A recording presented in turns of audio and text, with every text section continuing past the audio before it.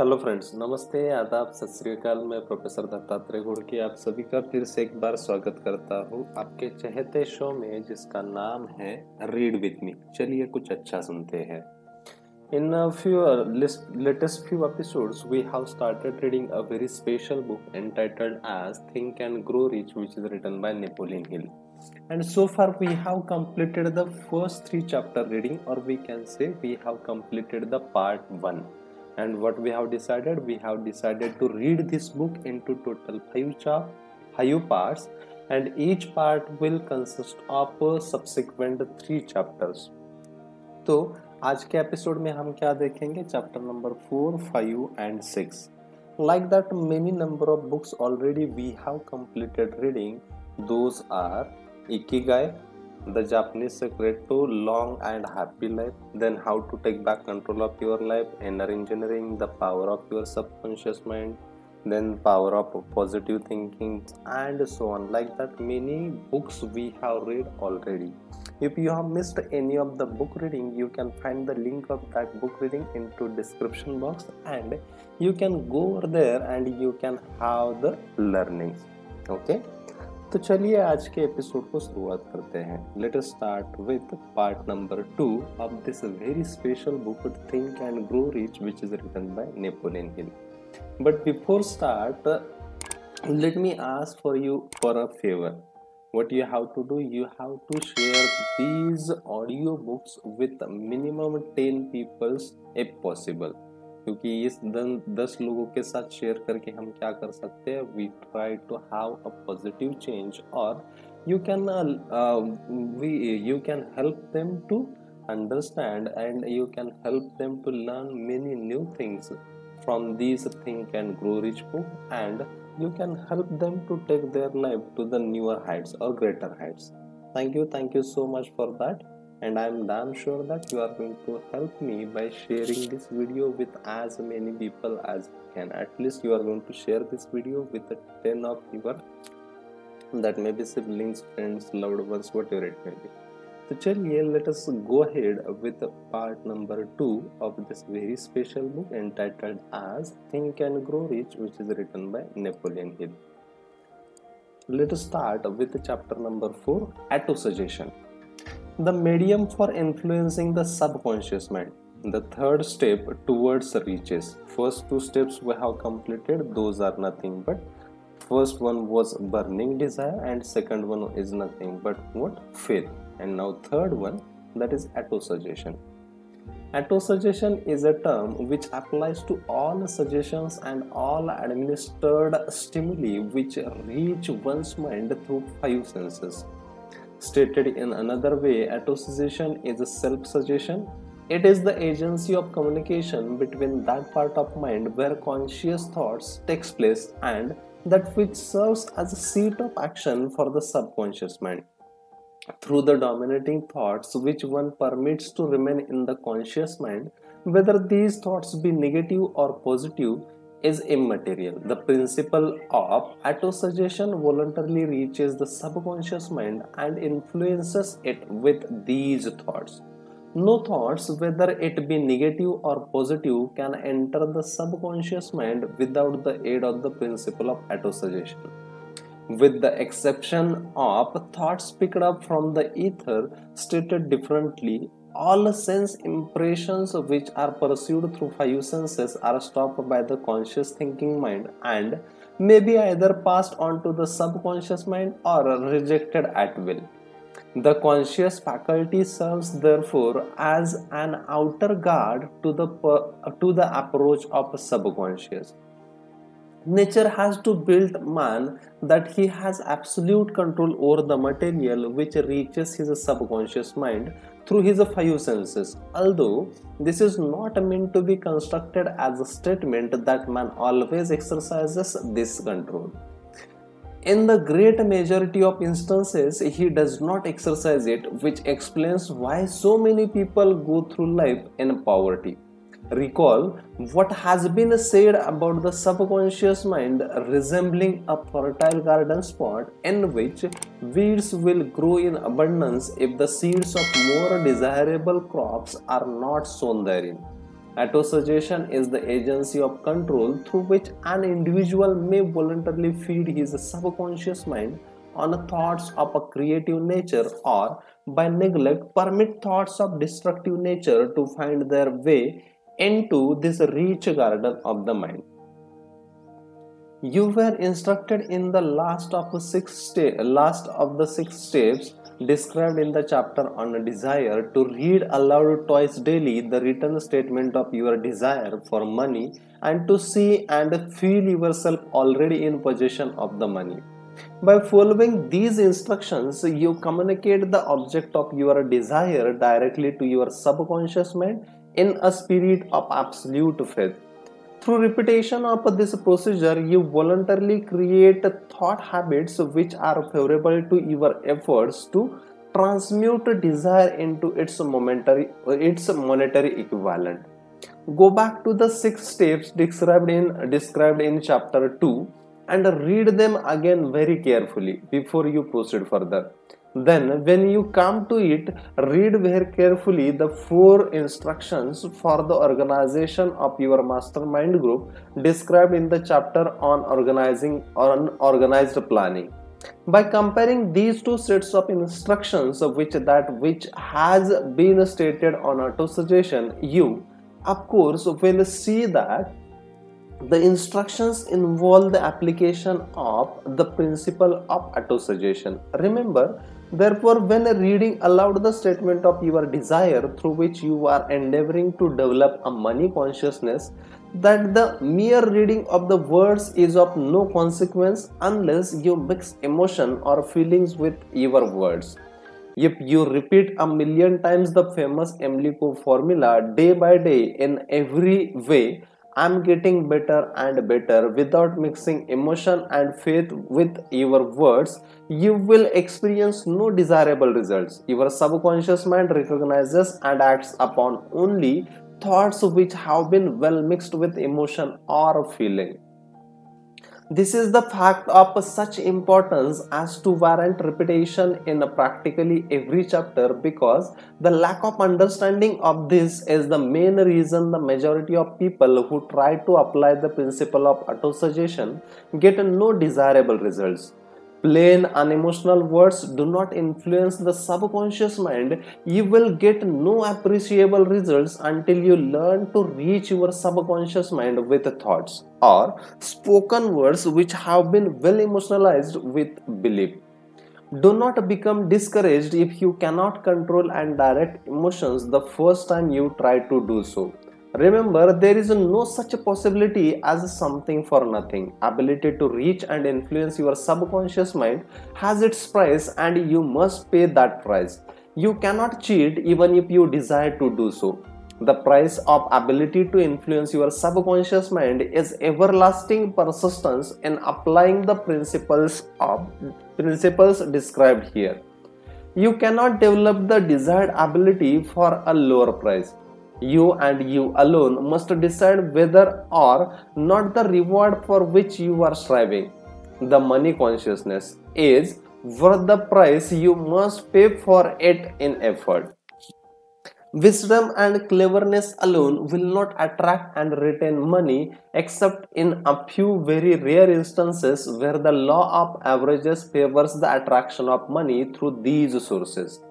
The method of attracting money described here does not depend upon the law of averages. Moreover, the method plays no favorites. It will work for one person as effectively as it will for another. Where failure is experienced, it is the individual, not the method, which has failed. If you try and fail, make another effort and still another until you succeed.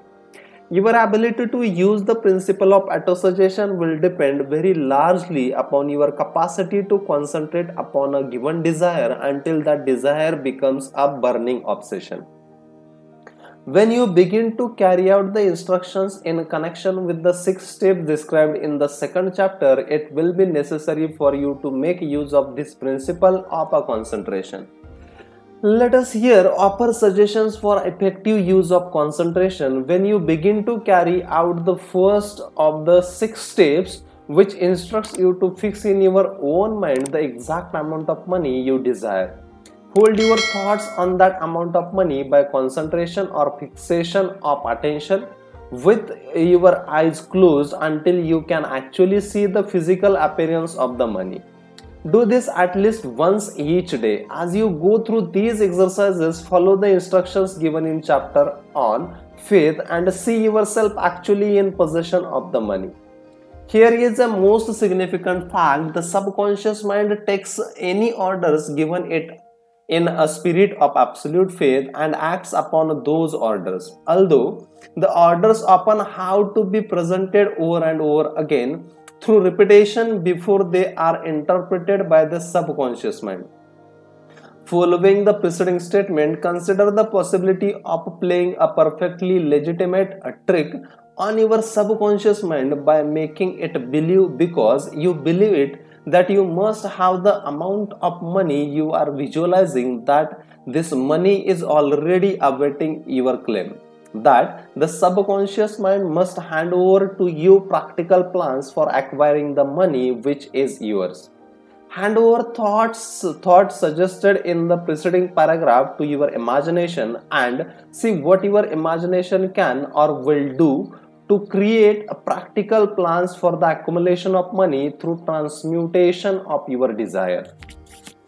Do not wait for a definite plan through which you intend to exchange services or merchandise in return for the money you are visualizing, but begin at once to see yourself in possession of the money, demanding and expecting meanwhile that your subconscious mind will hand over the plan or plans you need. Be on the alert for these plans, and when they appear, put them into action immediately. When the plans appear, they will probably flash into your mind through the sixth sense in the form of an inspiration. This inspiration may be considered a direct telegram or message from the infinite intelligence. Treat it with respect and act upon it as soon as you receive it. Failure to do this will be fatal to your success. In the fourth of the sixth step, you were instructed to create a definite plan for carrying out your desire and begin at once to put this plan into action. You should follow these instructions in the manner described in the preceding paragraph.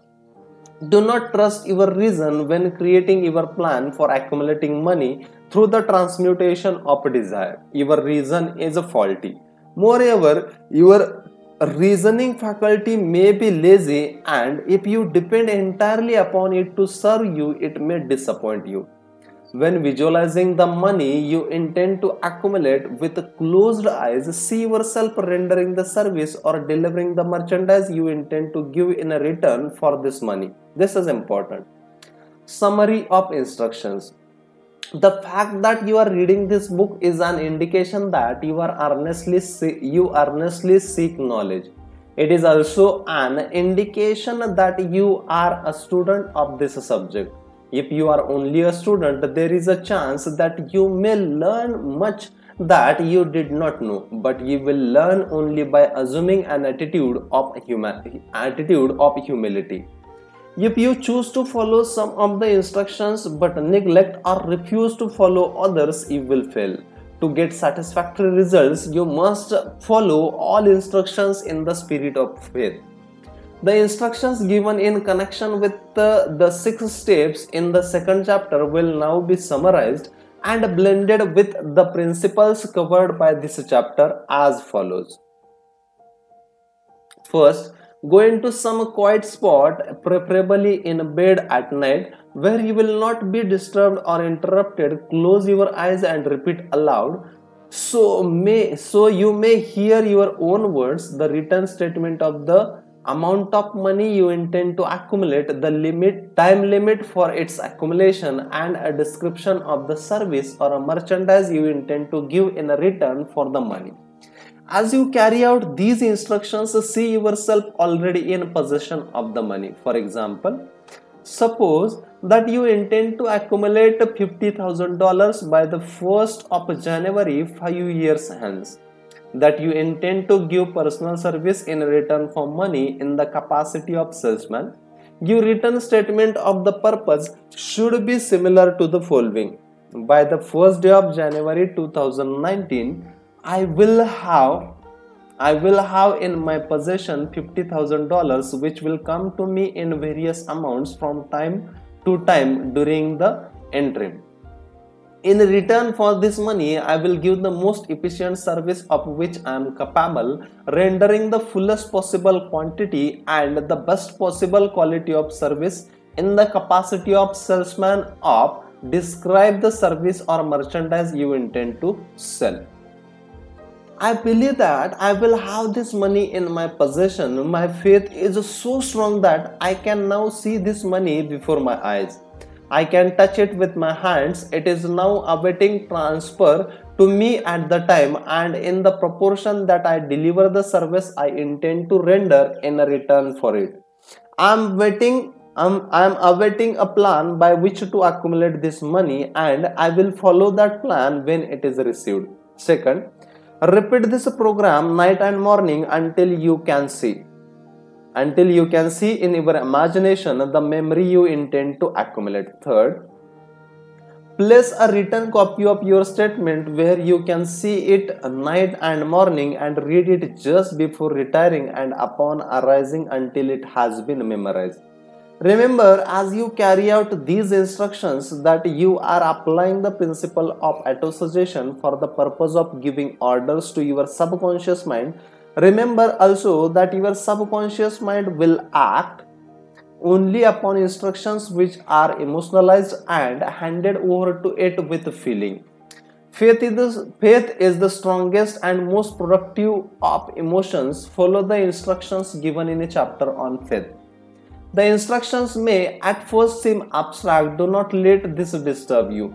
Follow the instructions no matter how abstract or impractical they may at first appear to be. The time will soon come if you do so as you have been instructed in a spirit as well as in act, when a whole new universe of power will unfold to you.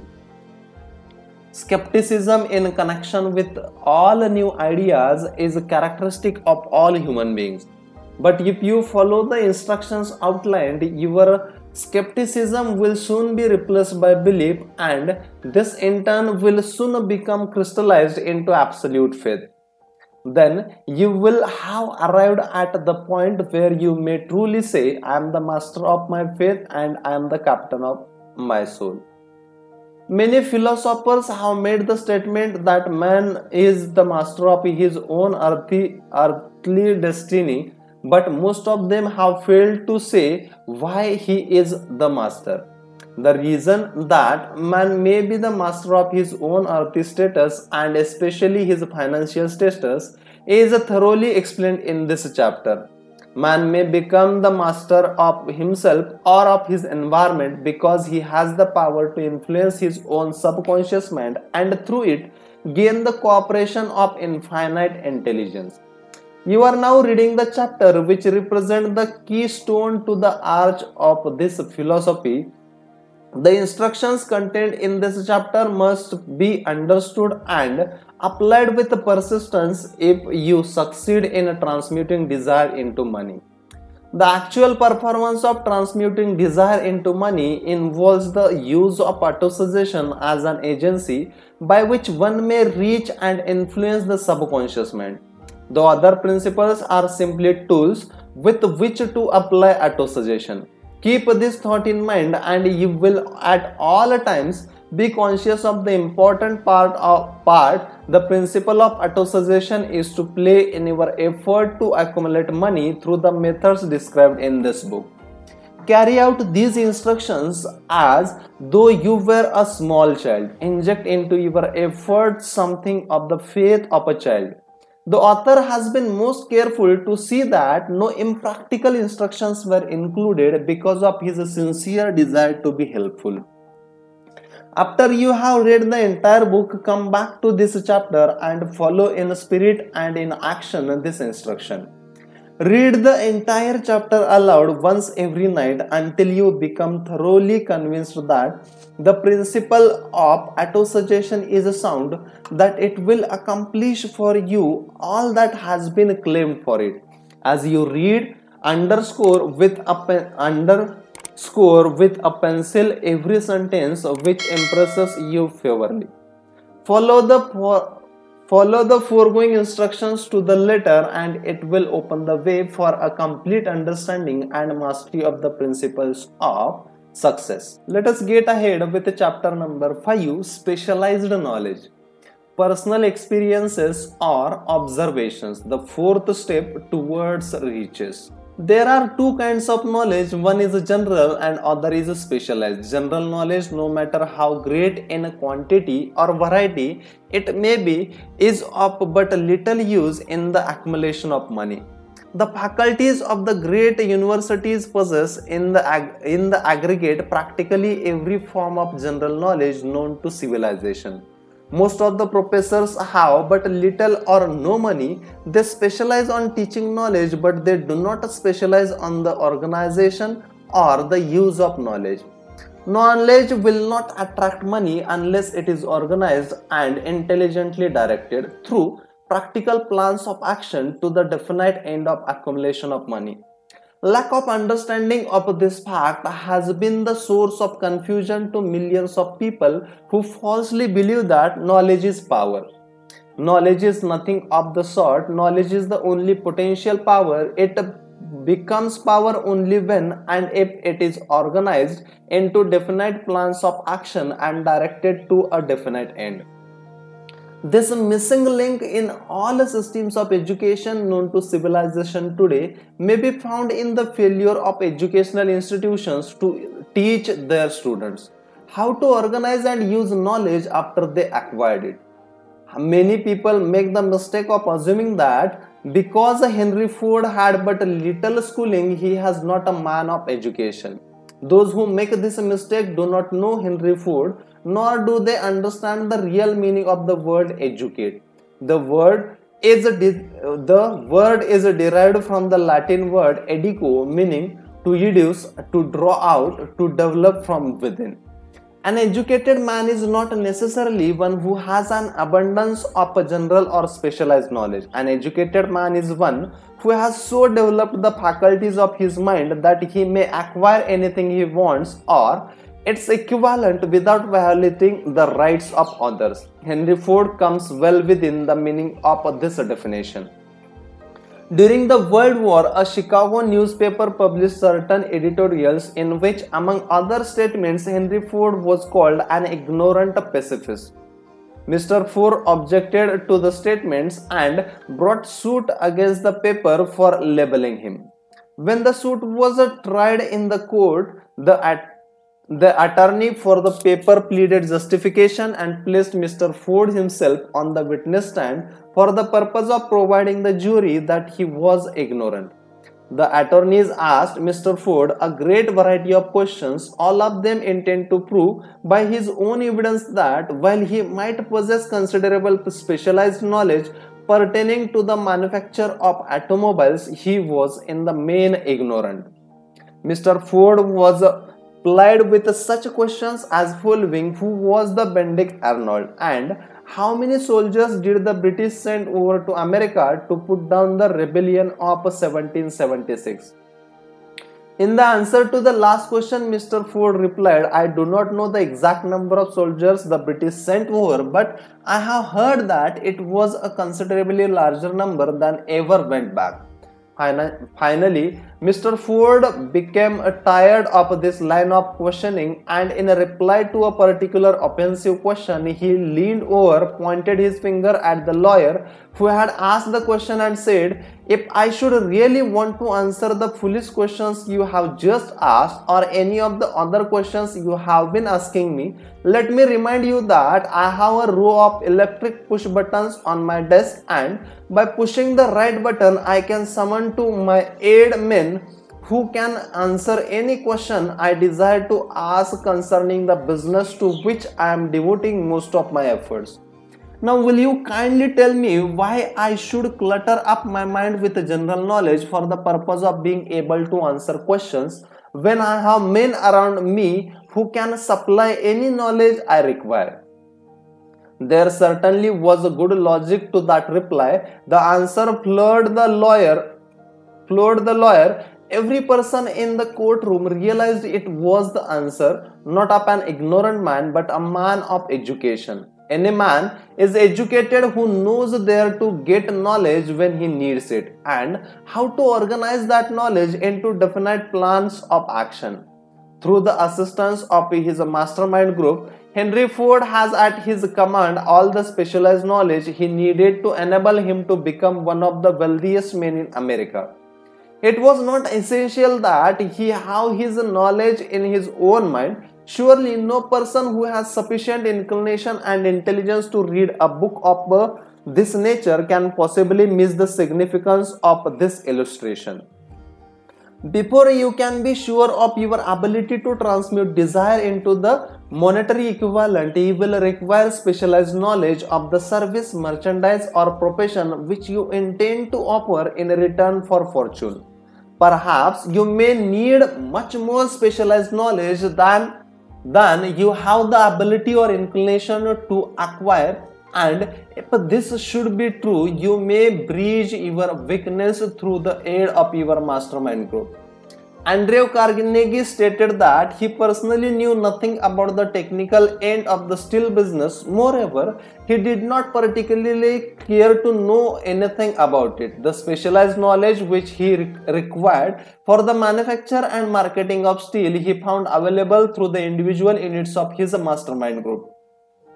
The accumulation of great fortunes calls the power, and power is acquired through highly organized and intelligently directed specialized knowledge, but that knowledge does not necessarily have to be in the possession of the man who accumulates the fortune.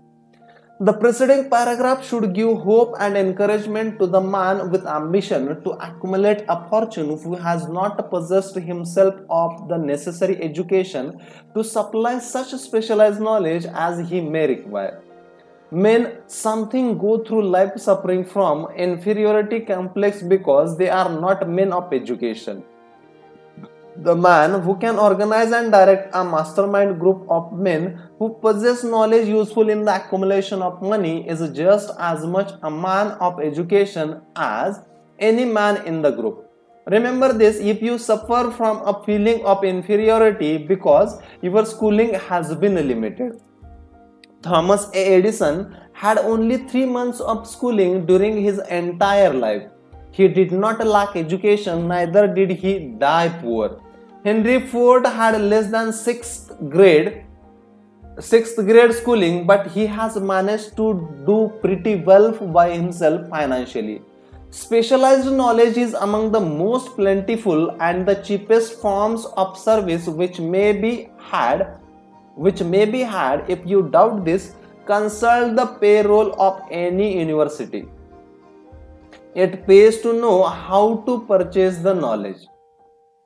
First of all, decide the sort of specialized knowledge you require and the purpose for which it is needed.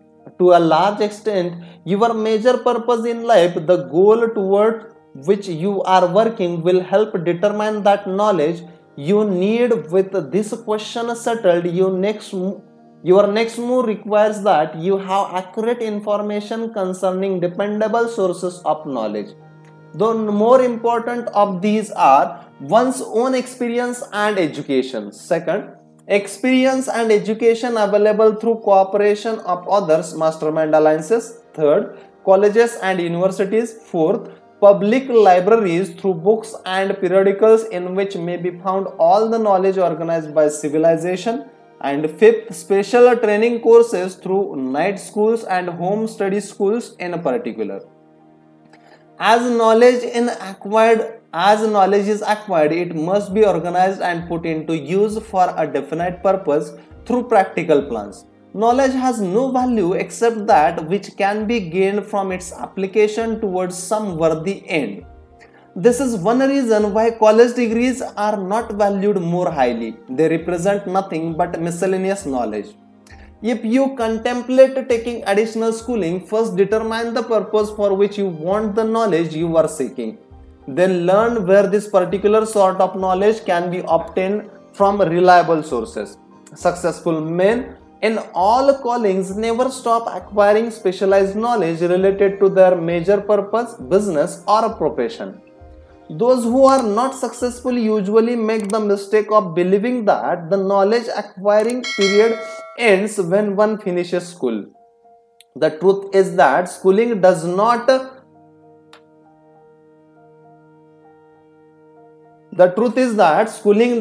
a little more than to put one in a way of learning how to acquire practical knowledge. With this changed world, which began at the end of economic collapse, came also astounding changes in educational requirements. The order of the day is specialization. This truth was emphasized by Robert P. Murray, Secretary of Appointments of Columbia University. Specialists most sought, particularly sought after by employing companies, are candidates who have specialized in some field. Business school graduates with a training in accounting and statistics, engineers of all varieties, journalists, architects, chemists, and also outstanding leaders and activity men of the senior class.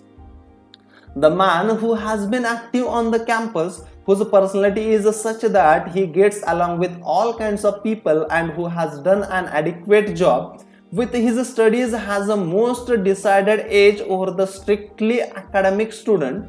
Some of these, because of their all around qualifications, have received several offers of position, a few of them as many as 6.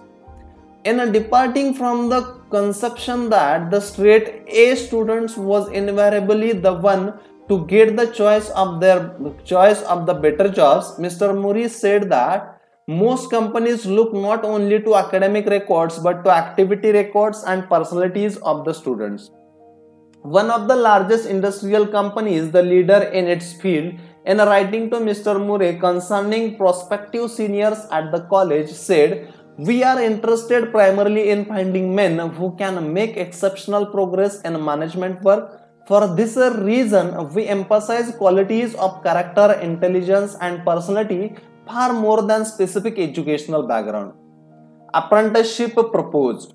Proposing a system of apprenticing students in offices, stores, and industrial occupations during the summer vacation, Mr. Murray asserts that after the first 2 or 3 years of college, every student should be asked to choose a definite future course and to call a halt if he has been merely pleasantly drifting without purpose through an unspecialized academic curriculum. Colleges and universities must face the practical consideration that all professions and occupations now demand specialists. He said, urging that educational institutions accept more direct responsibility for vocational guidance. One of the most reliable and practical sources of knowledge available to those who need specialized schooling is the night schools operated in most large cities. The correspondence schools give specialized training anywhere the US males go on the subjects that can be taught by the extension method. One advantage of home study training is the flexibility of the study program, which permits one to study during spare time. Another stupendous advantage of home study training, if the school is carefully chosen, is the fact that most courses offered by home study schools carry with them generous privilege of consultation, which can be priceless value to those needing specialized knowledge. No matter where you live, you can share the benefits. Anything acquired without effort and without cost is generally unappreciated, often discredited. Perhaps this is why we get so little from our marvelous opportunity in public schools. The self-discipline one receives from a definite program of specialized study makes up to some extent for the wasted opportunity when knowledge was available without cost.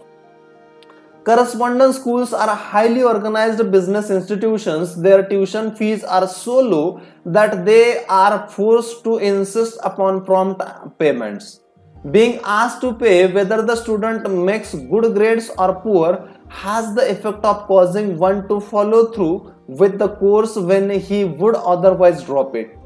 The correspondence schools have not stressed this point sufficiently, for the truth is that their collection of departments constitute the very finest sort of training on decision, promptness, action, and the habit of punishing that which one begins. I learned this from experience more than 25 years ago. I enrolled for a home study course in advertising. After completing 8 or 10 lessons, I stopped studying. But the school did not stop sending me bills. Moreover, it insisted upon payment whether I kept up my studies or not. I decided that if I had to pay for the course which I had legally obligated myself to do, I should complete the lessons and get my money worth. I felt at the time that the collection system of the school was somewhat too well organized, but I learned later in life that it was a valuable part of my training for which no charge had been made.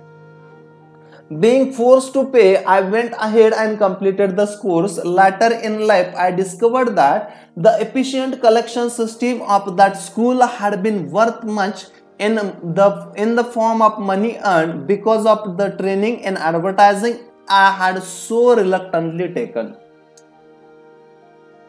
We have in this country what is said to be greatest public school system in the world. We have invested fabulous sums for fine buildings. We have provided convenient transportation for children living in the rural districts, so they may attend the best schools. But there is one astounding weakness to the marvelous system: it is free.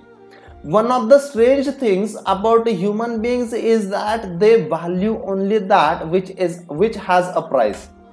The free schools of America and the free public libraries do not impress people because they are free.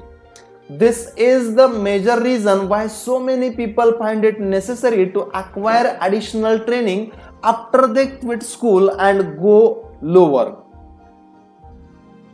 It is also one of the major reasons why employers give greater consideration to employees who take home study courses.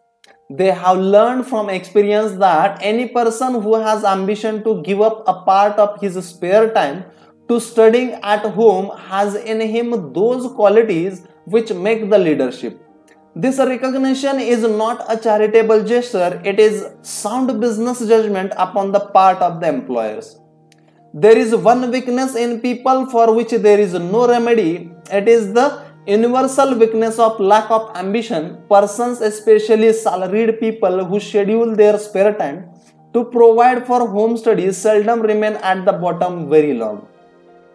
Their action opens the way for the upward climb, removes many obstacles from their path, and gains the friendly interest of those who have the power to put them in the way of opportunity. The home study method of training is especially suited to the needs of employed people who find after leaving school that they must acquire additional specialized knowledge but cannot spare the time to go back to school. The changed economic conditions prevailing since the depression have made it necessary for thousands of people to find additional or new sources of income. For the majority of these, the solution to their problem may be found only by acquiring specialized knowledge. Many will be forced to change their occupations entirely. When a merchant finds that a certain line of merchandise is not selling, he usually supplants it with another that is in demand. The person whose business is that of marketing personal services must also be an efficient merchant. If his services do not bring adequate returns in one occupation, he must change to another where broader opportunities are available.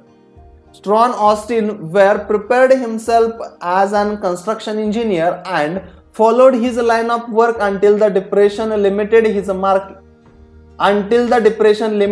market to where it did not give him the income he required. He took inventory of himself, decided to change his profession to law, went back to school and took special courses by which he prepared himself as an corporation lawyer despite of the fact the depression had not ended. He completed his training, passed the bar examination and quickly built a lucrative law practice in Dallas, Texas. In fact, he is turning away clients. Just to keep the record straight and to anticipate the alibis of those who will say, I couldn't go to school because I have a family to support, or I'm too old, I will add the information that Mr. Ware was past 40 and married when he went back to school. Moreover, by carefully selecting highly specialized courses in colleges best prepared to teach the subjects chosen, Mr. Ware completed in 2 years the work for which the majority of law students require 4 years. It pays to know how to purchase the knowledge. The person who stops studying merely because he has finished school is forever hopelessly doomed to mediocrity, no matter what may be his calling. The way of success is the way of continuous pursuit of knowledge. I need to repeat this. The way of success is the way of continuous pursuit of knowledge. Let us consider a specific instance. During the depression, a salesman in a grocery store found himself without a position. Having had some bookkeeping experience, he took a special course in accounting, familiarized himself with all the latest bookkeeping and office equipments, and went into business for himself. Starting with the grocer for whom he had formerly worked, he made contracts with more than 100 small merchants to keep their books at a very nominal monthly fee. His idea was so practical that he soon found it necessary to set up a portable office in a light delivery truck, which he equipped with modern bookkeeping machinery. He now has a fleet of these bookkeeping offices on wheels and employs a large staff of assistants, thus providing small merchants with accounting service equal to the best that money can buy at a very nominal cost. Specialized knowledge plus imagination were the ingredients that went into this unique and successful business. Last year, the owner of that business paid an income tax of almost 10 times as much as was paid by the merchant for whom he worked when the depression forced upon him a temporary adversity which proved to be a blessing in a disguise. The beginning of the successful business was an idea. Inasmuch as I had the privilege of supplying the unemployed salesmen with that idea, I now assume the further privilege of suggesting another idea which has within its possibility of even greater income. Also, the possibility of rendering useful services to thousands of people who badly need that service. The idea was suggested by the salesman who gave up selling and went into the business of keeping books on a wholesale basis. When the plan was suggested as a solution of his unemployment problem, he quickly exclaimed, I like the idea, but I would not know how to turn it into cash. In other words, he complained he would not know how to market his bookkeeping knowledge after he acquired it.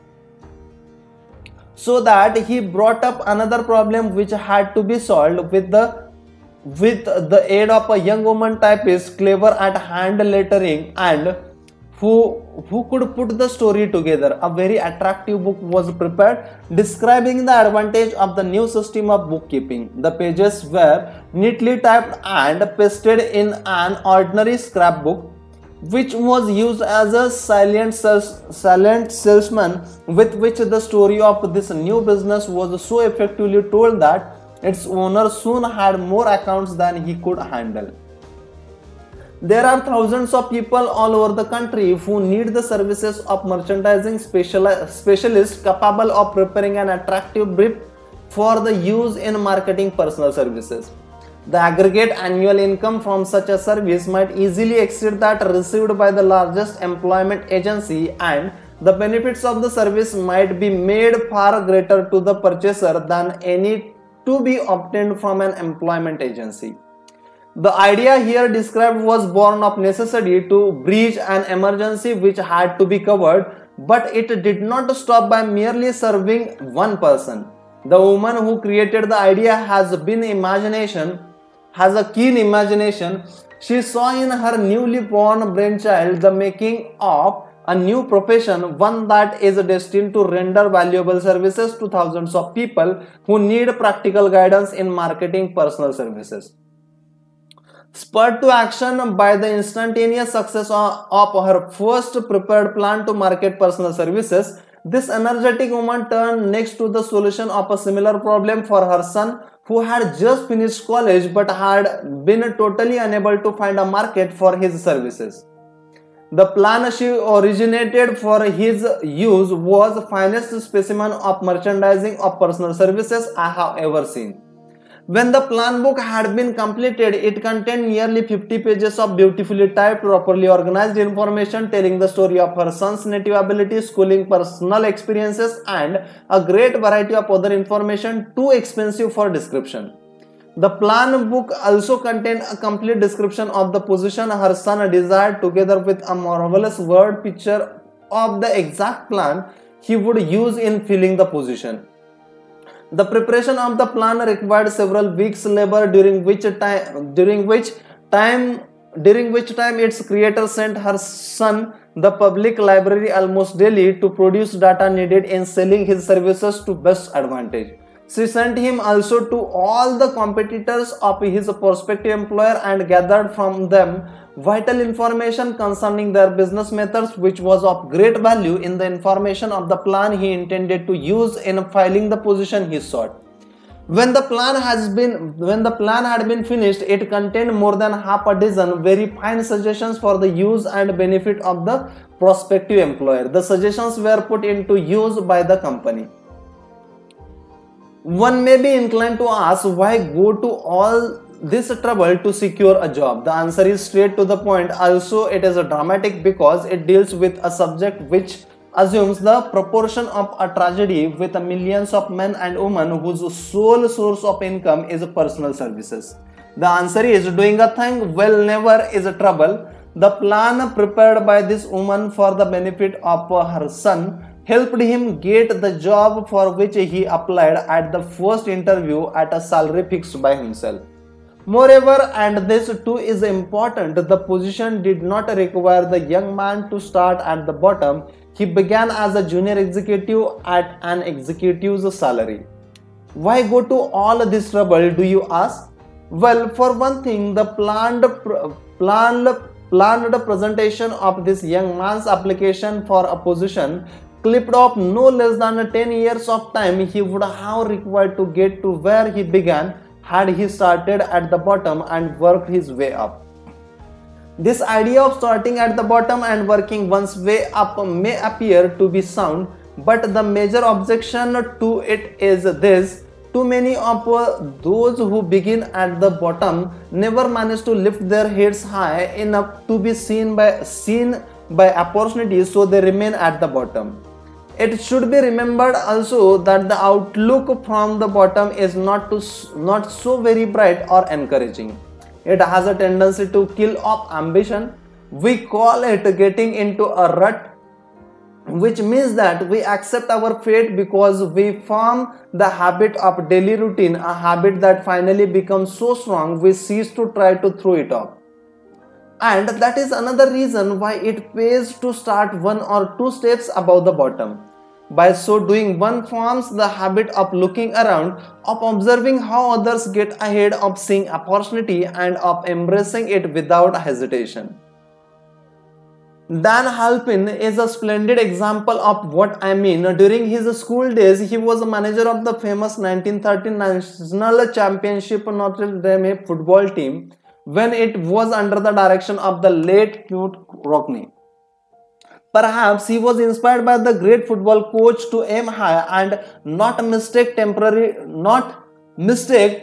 defeat for failure, just as Andrew Carnegie, the great industrial leader, inspired his young business lieutenants to set high goals for themselves. At any rate, young Halpin finished college at a mighty unfavorable time when the depression has made jobs scarce. So after a fling at investment banking and motion pictures, he took the first opening with a potential future he could find, selling electrical hearing aids on an commission basis. Anyone could start in that sort of job, and Albin knew it, but it was enough to open the door of opportunity to him. For almost 2 years, he continued in a job not to his liking, and he would never have risen above that job if he had not done something about his dissatisfaction. He aimed first at the job of assistant sales manager of his company and got the job. That one step upward placed him high enough above the crowd to enable him to see still greater opportunity. Also, it placed him where opportunity could see him.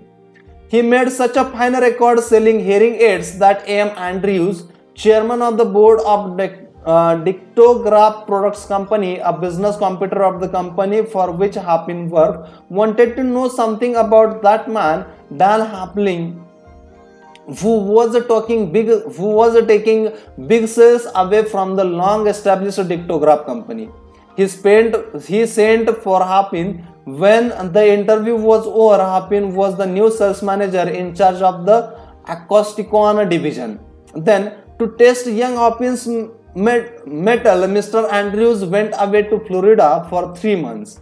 Leaving him to sink or swim in his new job, he did not sink. New Trojan spirit of all the world loves a winner and has no time for a loser inspired him to put so much into his job that he was recently elected vice president of the company and general manager of the Acousticon and Silent Radio division, a job which most men could be proud to earn through 10 years of loyal effort. Halpin turned the trick in a little more than 6 months. It is difficult to say whether Mr. Andrews or Mr. Halpin is more deserving of eulogy, for the reason that both showed evidence of having an abundance of that very rare quality known as imagination. Mr. Andrews deserves credit for seeing in young Halpin a go-getter of the highest order. Halpin deserves credit of refusing to compromise with life by accepting and keeping a job he did not want, and that is one of the major points I am trying to emphasize through this entire philosophy, that we rise to high positions or remain at the bottom because of conditions we can control if we desire to control them. I am also trying to emphasize another point, namely that both the success and failure are largely the results of habit. I have not the slightest doubt that Dan Halpin's close association with the greatest football coach America ever knew planted in his mind the same brand of desire to excel which made the Notre Dame football team world famous. Truly, there is something to the idea that hero worship is helpful provided one worships a winner. Halpin tells me that Rockne was one of the world's greatest leaders of men in all history. My belief in a theory that business associates are vital factors both in failure and in success was recently demonstrated when my son Blair was negotiating with Dan Halpin for a position. Mr. Halpin offered him the beginning salary of about one half that he could have gotten from a rival company. I brought parental pressure to bear and induced him to accept the place with Mr. Halpin because I believe that close association with one who refuses to compromise with the circumstances he does not like is an asset that can never be measured in terms of money. The bottom is a monotonous, dreary, and unprofitable place for any person. That is why I have taken the time to describe how lowly beginnings may be circumvented by proper planning. Also, that is why so much space has been devoted to a description of this new position created by a woman who was inspired to do a fine job of planning because she wanted her son to have a favorable break. With the changed conditions ushered in by the world economic collapse came also the need for newer and better ways of marketing personal services. It is hard to determine why someone had not previously discovered his stupendous need in view of the fact that more money changes hands in return in personal services than any other purpose. The sum paid out monthly to people who work for wages and salaries is so huge that it runs into hundreds of millions, and annual distribution amounts to billions. Perhaps some will find in the idea here briefly described the nucleus of the riches they desire. Ideas with much less merit have been a seedling from which great fortunes have grown. Woolworth's 5 and 10 cent store idea, for example, had far less merit, but it piled up a fortune for its creator. Those seeing opportunity lurking in this suggestion will find valuable aid in the chapter on organized planning. Incidentally, an efficient merchandiser of personal services would find a growing demand for his services wherever there are men and women who seek better markets for their services.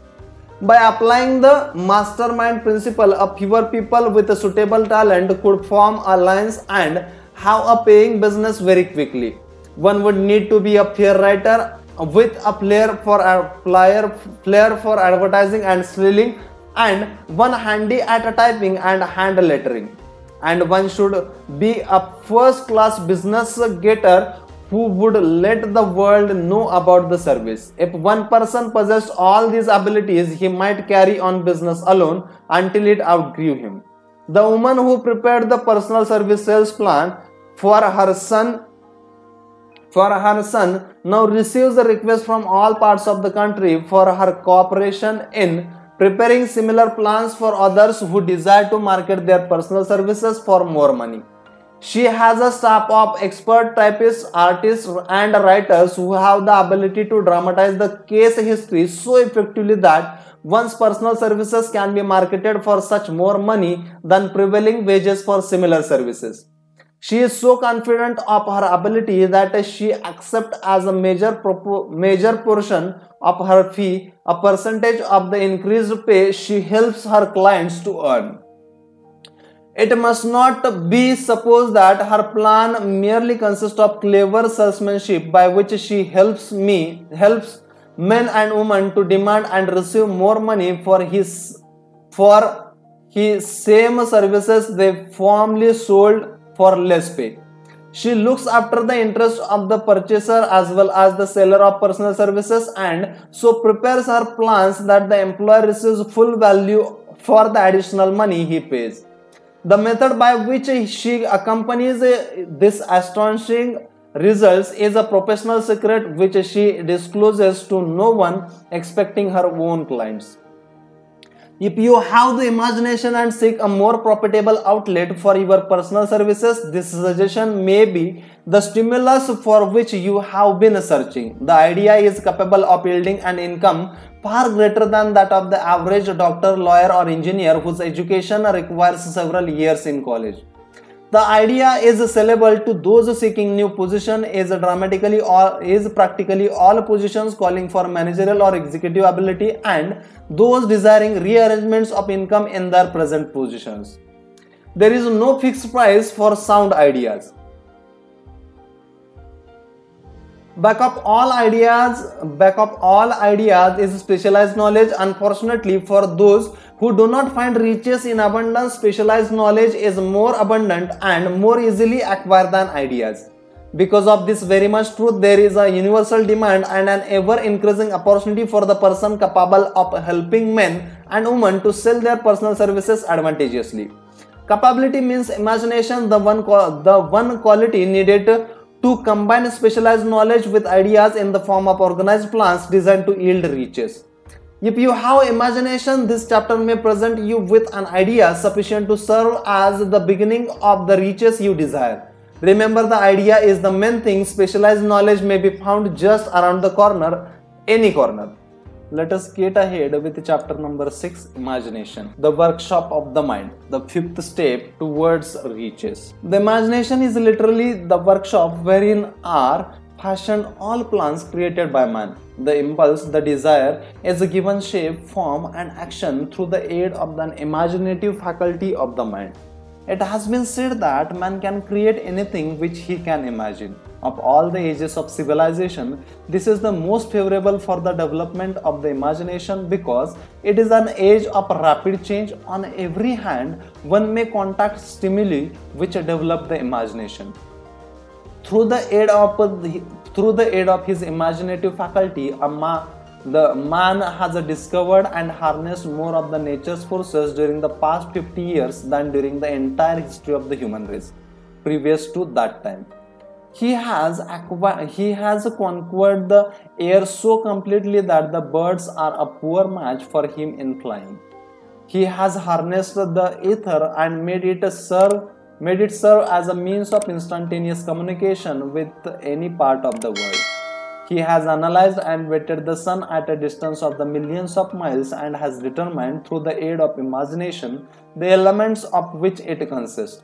He has discovered that his own brain is both a broadcasting and receiving station for the vibration of thought, and he is beginning now to learn how to make practical use of this discovery. He has increased the speed of locomotion until he may now travel at a speed of more than 300 miles an hour. The time will soon come when a man may breakfast in New York and lunch in San Francisco. Man's only limitation within reason lies in this development and use of his imagination. Man's only limitation within reason lies in his development and use of his imagination. He has not yet reached the apex of development in the use of his imaginative faculty. He has merely discovered that he has an imagination and has commenced to use it in a very elementary way. Two forms of imagination. The imaginative faculty functions in two forms. One is known as synthetic imagination and the other as creative imagination, synthetic imagination. Through this faculty, one may arrange old concepts, ideas, or plans into new combinations. This faculty creates nothing. It merely works with a material of experience, education, and observation with which it is fed.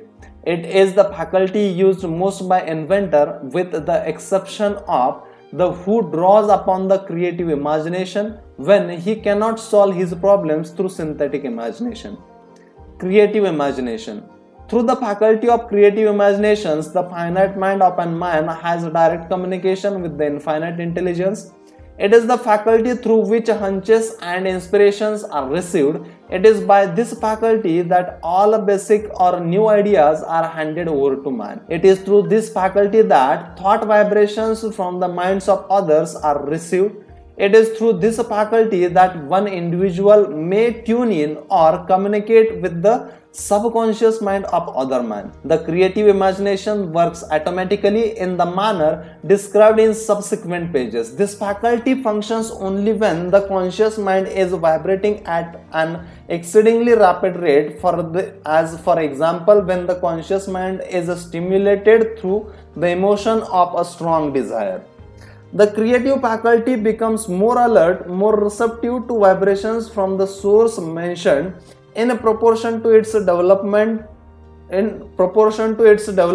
through use. This statement is significant. Ponder over it before passing on. Ponder over it before passing on. Keep in mind as you follow these principles that the entire story of how one may convert desire into money cannot be told in one statement. The story will be complete only when one has mastered, assimilated, and begun to make use of all principles. The great leaders of business, industry, finance, and great artists, musicians, poets, and writers become great because they developed the faculty of creative imagination. Both the synthetic and creative faculties of imagination become more alert with use, just as any muscle or organ of the body develops through use. Desire is only a thought, an impulse. It is nebulous and ephemeral. It is abstract and of no value until it has been transformed into its physical counterpart. While the synthetic imagination is the one which will be used most frequently in the process of transforming the impulse desire into money, you must keep in mind the fact that you may face circumstances and situations which demand use of creative imagination as well. Your imaginative faculty may have become weak through inaction. It can be revived and made alert through use. This faculty does not die, though it may become quiescent through lack of use. Center your attention for the time being on the development of the synthetic imagination, because this is the faculty which you will use more often in the process of converting desire into money. Transformation of the intangible impulse of desire into tangible reality of money calls for the use of a plan or plans. These plans must be formed with the aid of the imagination and mainly with the synthetic faculty. Read the entire book through, then come back to this chapter and begin at once to put your imagination to work on the building of a plan or plans for the transformation of your desire into money. Detailed instruction for the building of a plan have been given in almost every chapter. Carry out the instructions best suited to your needs. Reduce your plan to writing if you have not already done so. The moment you complete this, you will have definitely given concentrate form to the intangible desire. Read the preceding sentences once more. Read it aloud very slowly, and as you do so, remember that the moment you reduce the statement of your desire and a plan of its realization to writing, you have actually taken the first of the series of steps which will enable you to convert the thought into its physical counterpart. The earth on which you live, you, yourself, and every other material thing are the result of evolutionary change through which microscopic bits of matter have been organized and arranged in an orderly fashion. Moreover, and this statement is of stupendous importance, this earth, every one of millions of individual cells of your body, and every atom of the matter began as an intangible form of energy. Desire is a thought impulse. Thought impulses are forms of energy. When you begin with the thought impulse, desire to accumulate money, you are drafting into your service of the same stuff that nature used in creating this earth and every material form in the universe, including the body and brain in which the thought impulses function. As far as science has been able to determine, the entire universe consists of two elements, matter and energy. Through the combination of energy and matter has been created everything perceptible to man, from the largest star which floats in the heavens down to and including man himself. You are now engaged in the task of trying to profit the nature's method. You are sincerely and earnestly, we hope, trying to adapt yourself to nature's laws by endeavoring to convert desire into its physical or monetary equivalent. You can do it. It has been done before. You can build a fortune through the aid of laws which are immutable, but first you must become familiar with these laws and learn to use them. Through repetition and by approaching the description of these principles from every conceivable angles, the author hopes to reveal to you the secret through which every great fortune has been accumulated. Strange and paradoxical as it may seem, the secret is not a secret. Nature herself advertises it in the earth on which we live, the stars, the planets suspended within our view, in the elements above and around us, in every blade of grass and every form of life within our vision. Nature advertises this secret in the form of biology, in the conversation of a tiny cell, so small that it may be lost on the point of a pin, into a human being now reading this line. The conversation of desire into its physical equivalent is certainly no more miraculous. Do not become discouraged if you do not fully comprehend all that has been stated. Unless you have long been a student of the mind, it is not to be expected that you will assimilate all that is in this chapter upon a first reading, but you will in time make good progress.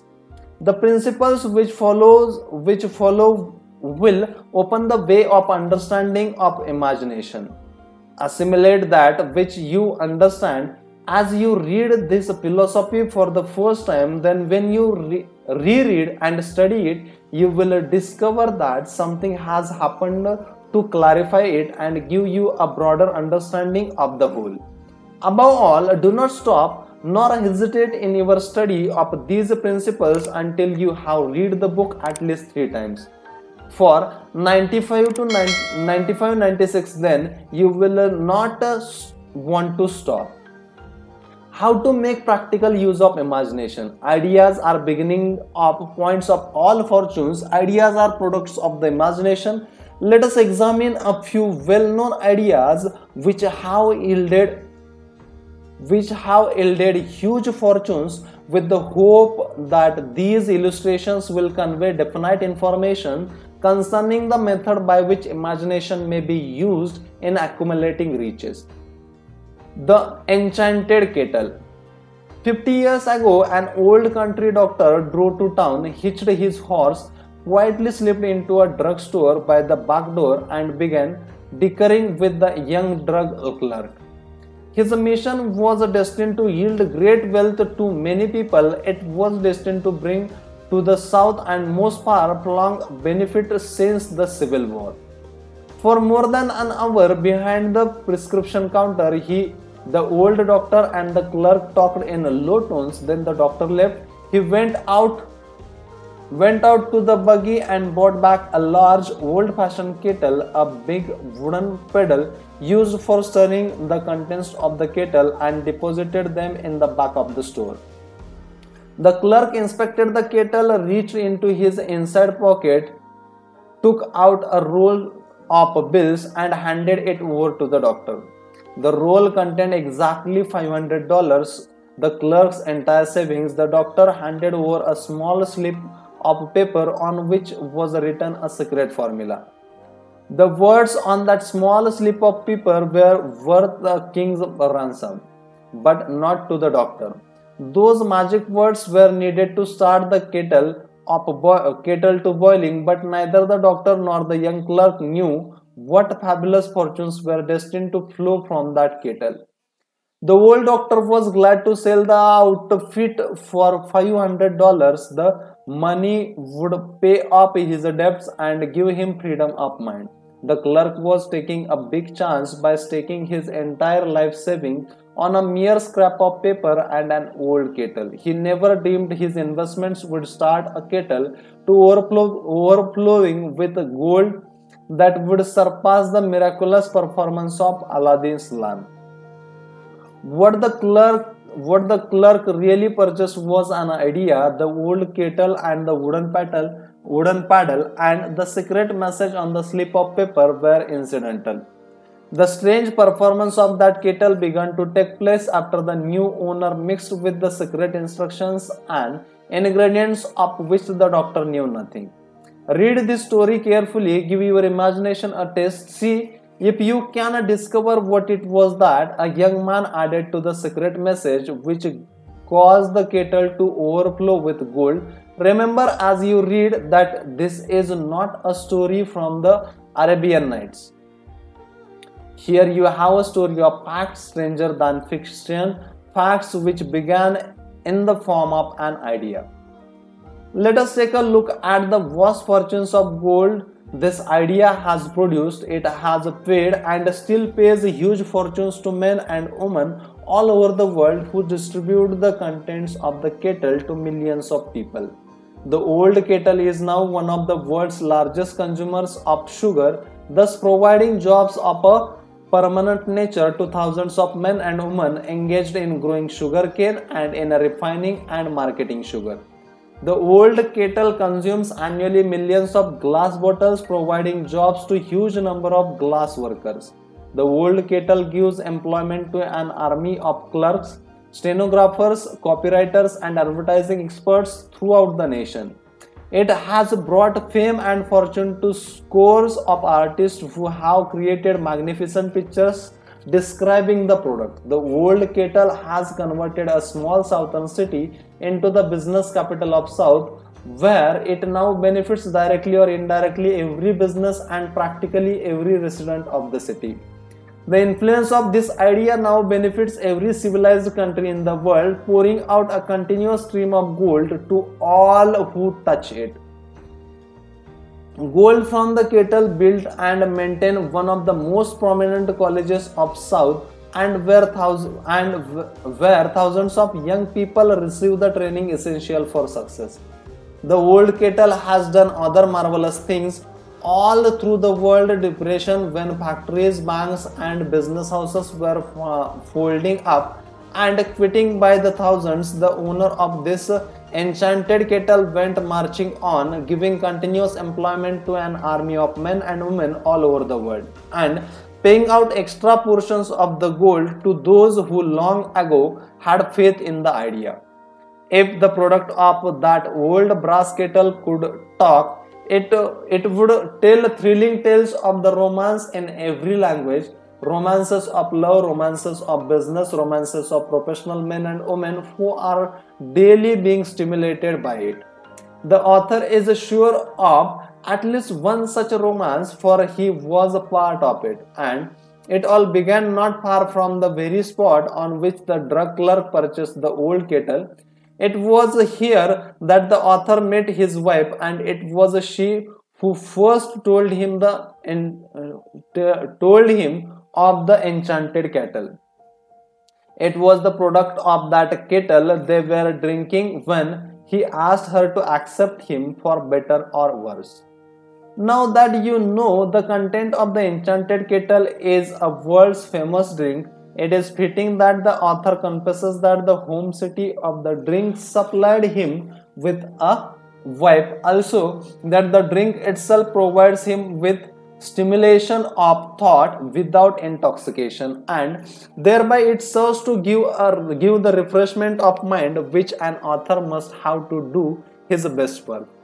Whoever you are, where you may live, whatever occupation you may be engaged in, just remember this. Remember in the future, every time you see the words Coca-Cola, that its vast empire of wealth and influence grew out of a single idea, and that the mysterious ingredients the drug clerk Asa Cadler mixed with the secret formula was imagination.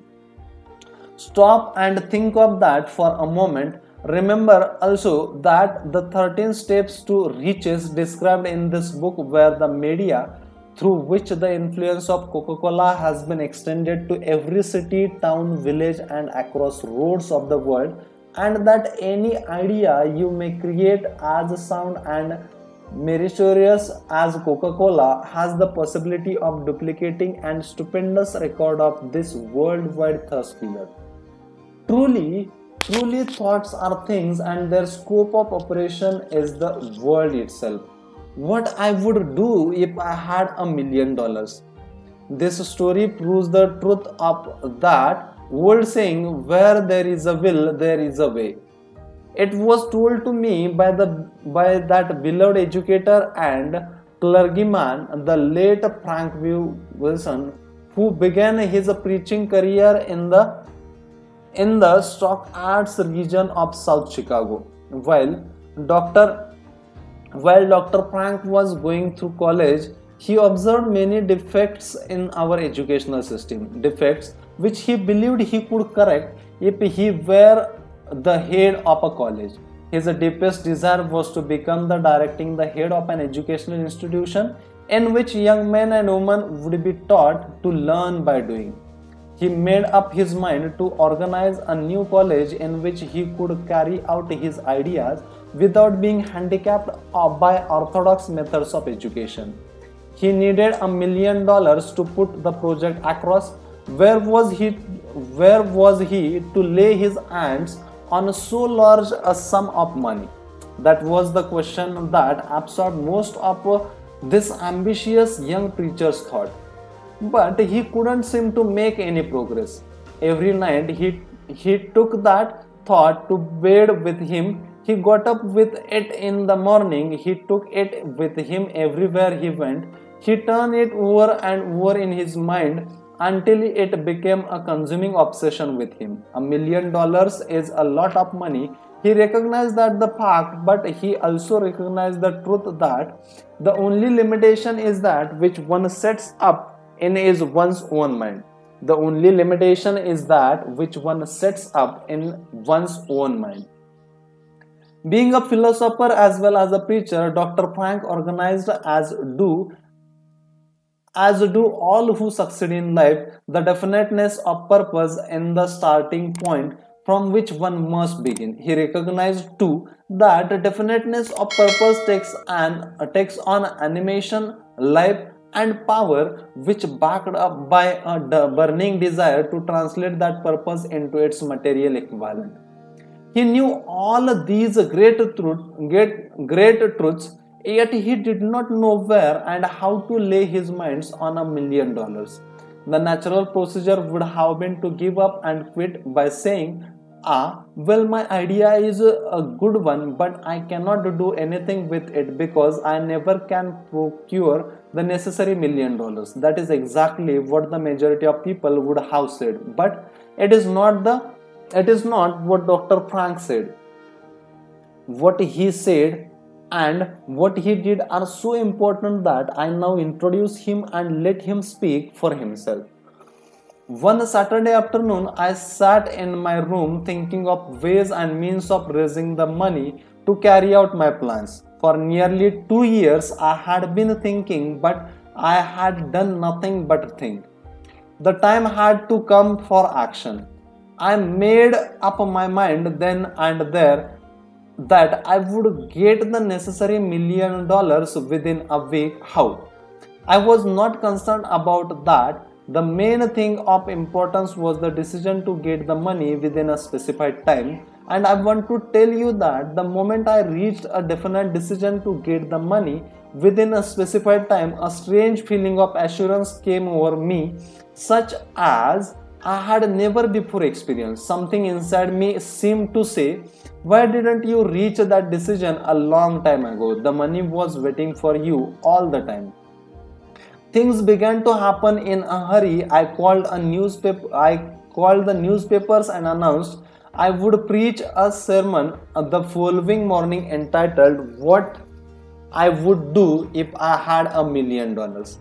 I went to work on a sermon immediately, but I must tell you frankly, the task was not difficult because I had been preparing that sermon for almost 2 years. The spirit back of it was a part of me. Long before midnight, I had finished the writing of sermon. I went to bed and slept with a feeling of confidence, for I could see myself already in possession of millions of dollars. Next morning, I arose early, went into the bathroom, read the sermon, then knelt on my knees and asked that my sermon might come to the attention of someone who would supply the needed money. While I was praying, I again had that feeling of assurance that the money would be forthcoming. In my excitement, I walked out without my sermon and did not discover the oversight until I was in my pulpit and about ready to begin delivering it. It was too late to go back for my notes, and what a blessing that I couldn't go back. Instead, my own subconscious mind yielded the material I needed. When I arose to begin my sermon, I closed my eyes and spoke with all my heart and soul of my dreams. I not only talked to my audience, but I fancy I talked also to God. I told what I would do with $1,000,000 if that amount were placed in my hands. I described the plan I had in mind for organizing a great educational institution where young people would learn to do practical things and at the same time develop their minds. When I had finished and sat down, a man slowly arose from his seat about 3 rows from the rear and made his way towards the pulpit.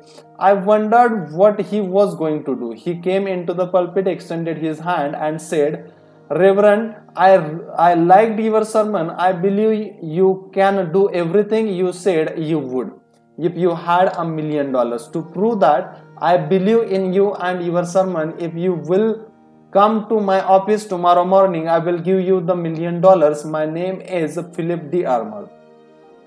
Young Frank went to the Mr. Armour's office and millions of dollars was presented to him. With the money, he founded the Armour Institute of Technology. That is more money than the majority of preachers ever see in an entire lifetime. Yet the thought impulse back of the money was created the young preacher's mind in an fraction of a minute. The necessary $1,000,000 came as a result of an idea. Back of an idea was a desire which young Dr. Frank had been nursing in his mind for almost 2 years. Observe this important fact: he got the money within the 36 hours after he reached a definite decision in his own mind to get it, and decided upon a definite plan for getting it. There was nothing new or unique about young Dr. Frank Wegg thinking about $1,000,000 and weakly hoping for it. Others before him and many since his time have had similar thoughts, but there was something very unique and different about the decision he reached on that memorable Saturday when he put vagueness into the background and definitely said, I will get that money within a week. God seems to throw himself on the side of the man who knows exactly what he wants if he is determined to get just that. Moreover, the principle through which Dr. Frank got his $1,000,000 is still alive. It is available to you. This universal law is unworkable today as it was when the young preacher made use of it so successfully. This book describes step by step the 13 elements of this great law and suggests how they may be put to use. Observe that Asa Cadler and Dr. Frank had one characteristic in common. Both knew the astounding truth that ideas can be transmuted into cash through the power of a definite purpose plus definite plans. If you are one of those who believes that hard work and honesty alone will bring riches, perish the thought. It is not true. Riches, when they came in the huge quantities, are never the results of hard work. Riches come, if they come at all, in response to definite demands based upon the application of definite principles and not by chance or luck. Generally speaking, an idea is an impulse of thought that impels action by an appeal to the imagination. All master salesmen know that ideas can be sold where merchandise cannot. Ordinary salesmen do not know this. That is why they are ordinary. A publisher of a book which sell for a nickel made a discovery that should be worth much to publishers generally. He learned that many people buy titles and not contents of the book. By merely changing the name of one book that was not moving, his sales on that book jumped upward more than 1,000,000 copies. The inside of the book was not changed in any way. He merely ripped off the cover bearing the title that did not sell and put on a new cover with a title that had box office value. That, as simple as it may seem, was an idea. It was imagination. There is no standard price on ideas. The creator of ideas makes his own price, and if he is smart, gets it.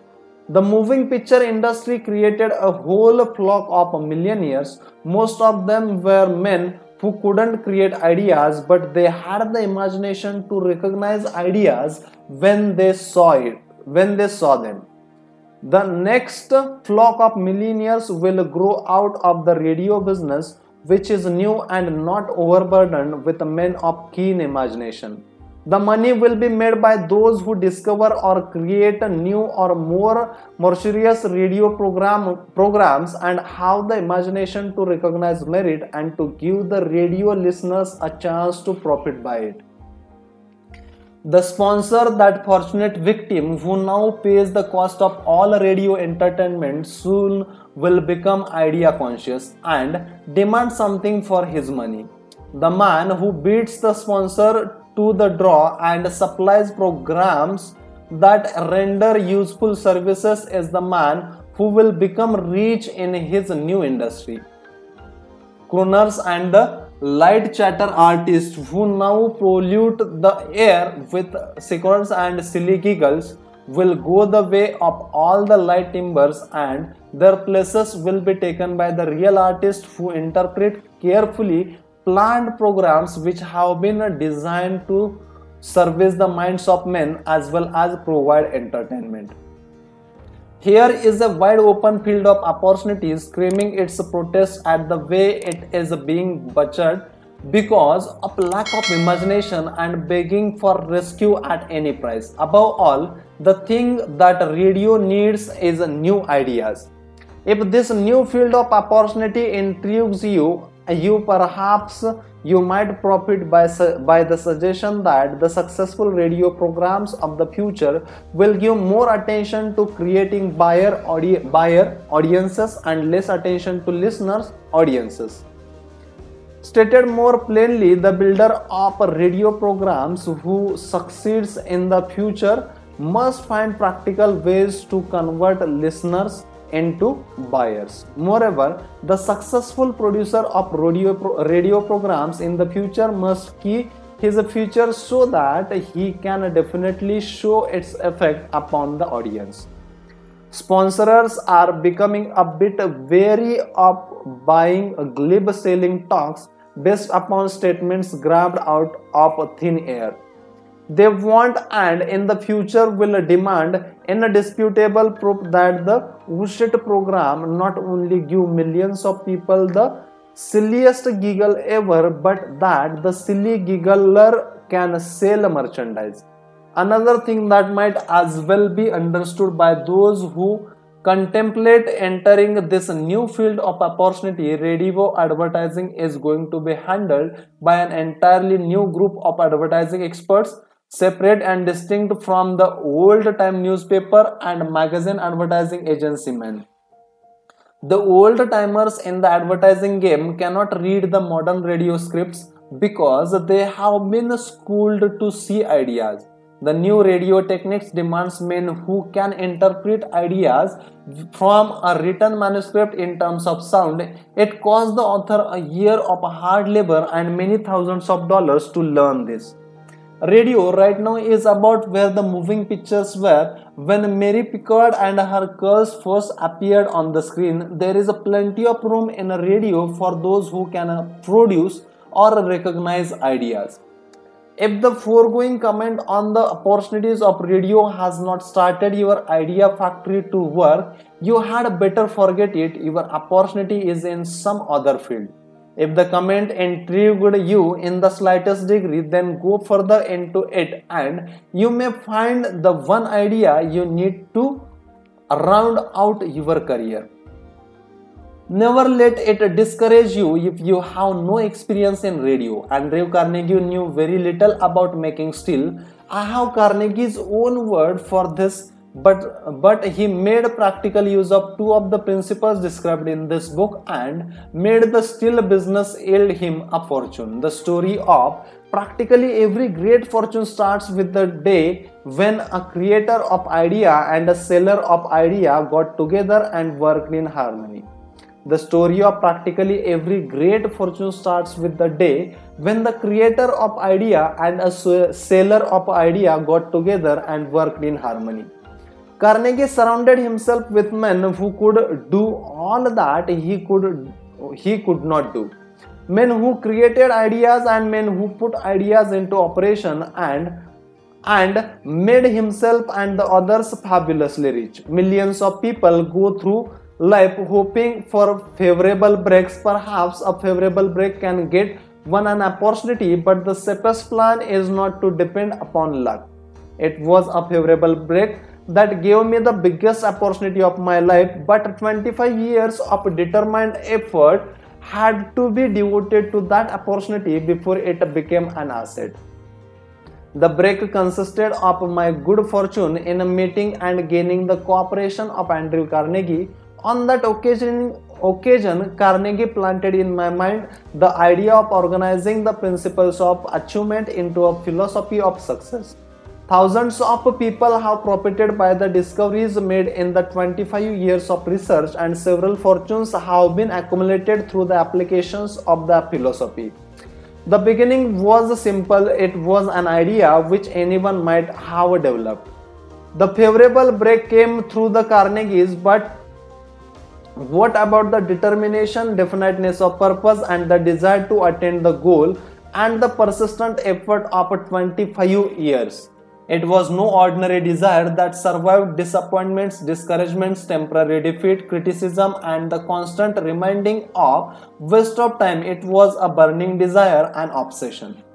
When the idea was first planted in my mind by Mr. Carnegie, it was coaxed, nursed, and enticed to remain alive. Gradually, the idea became a giant under its own power, and it coaxed, nursed, and drove me. Ideas are like that. First, you give life and action and guidance to ideas, then they take on power of their own and sweep aside all opposition.